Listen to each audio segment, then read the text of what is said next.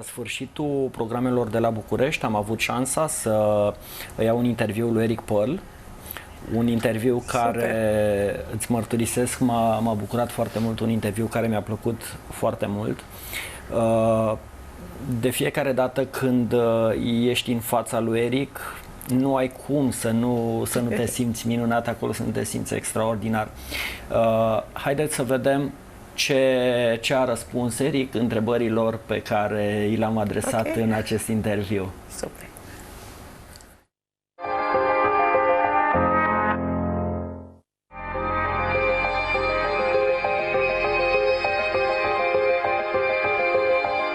The Romanian people were very focused, very much listening, absorbing,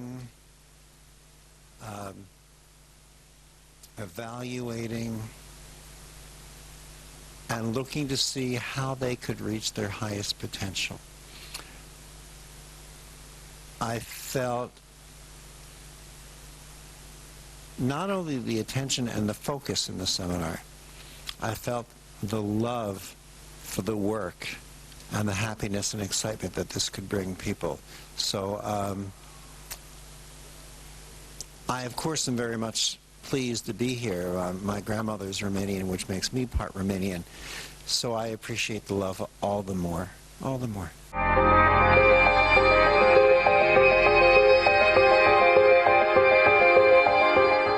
This was a very interesting period to be here because my grandmother was from an area that was Romania, and then part of the time it was Russia, and then it was Romania again, and back and forth, and it's called Bessarabia. And Bessarabia, right this weekend, held a march where I think 1,400 people walked from Bessarabia here to the center of Bucharest, right in front of the hotel here where we gave the seminar, and they held a rally to want to be reincorporated into Romania again. So it sort of was interesting timing because this seminar could have been a week ago or it could have been a week in the future, and I could have missed that. I was very glad to be present during that time. Again, I feel very strongly that these are my roots, so I'm very, very thrilled.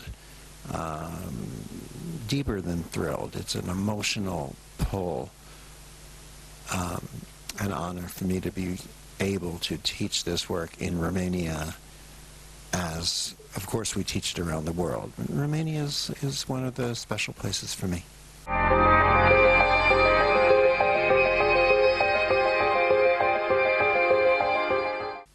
Reconnective healing and the reconnection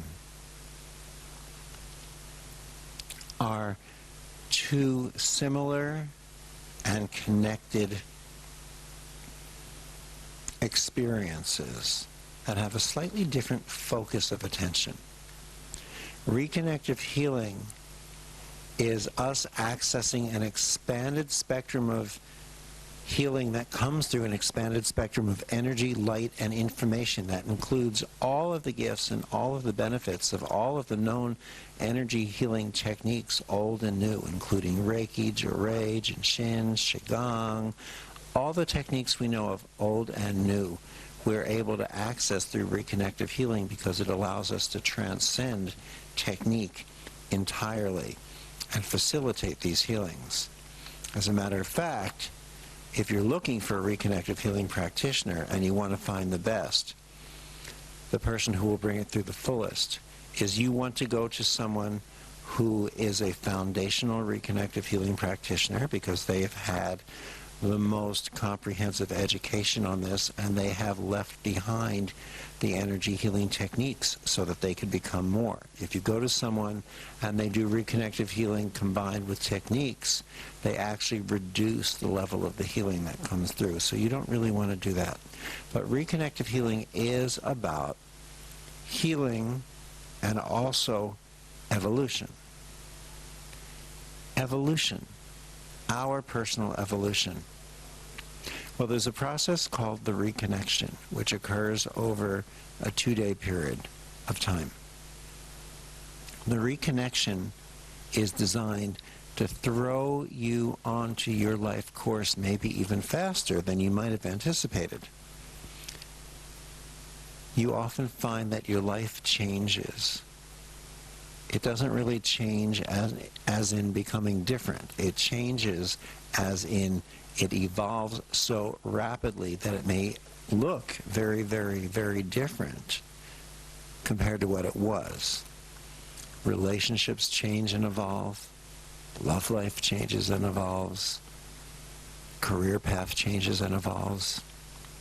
So the reconnection is more about throwing you onto your life course and path and evolution in that form.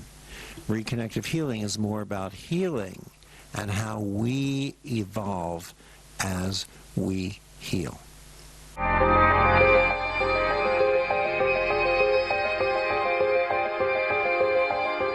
When is it most appropriate to request a reconnection? When it compels you, when it fascinates you, when it intrigues you, when you say, this is something I really want to experience, that is the perfect time to request and to receive your reconnection.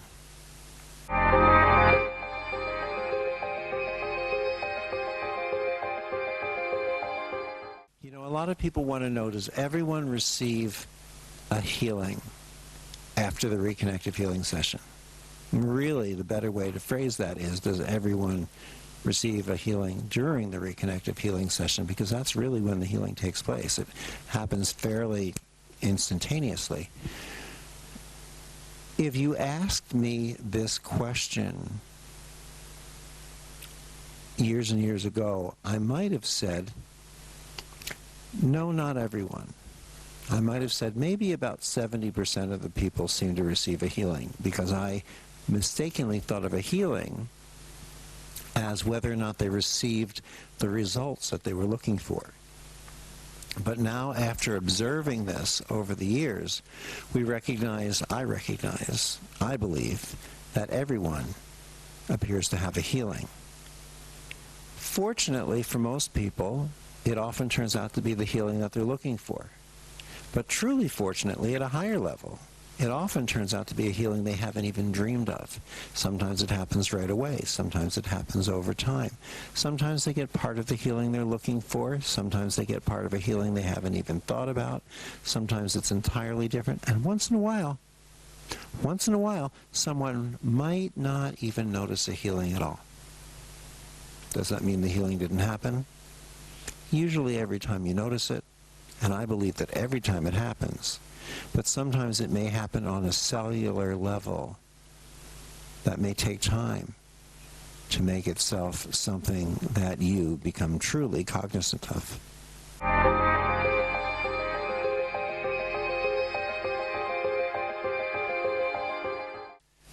It's an interesting way you phrase that question, because the question makes me look at this differently than maybe I had. I'd never thought of it as sharing my soul with so many people. I'm just doing what I feel that I'm here to do.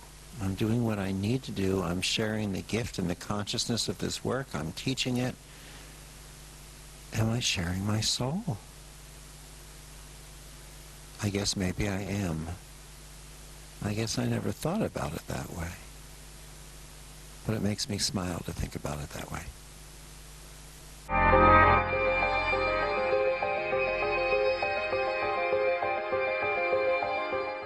I guess the message is that there is no one special healer on the planet that you need to go find.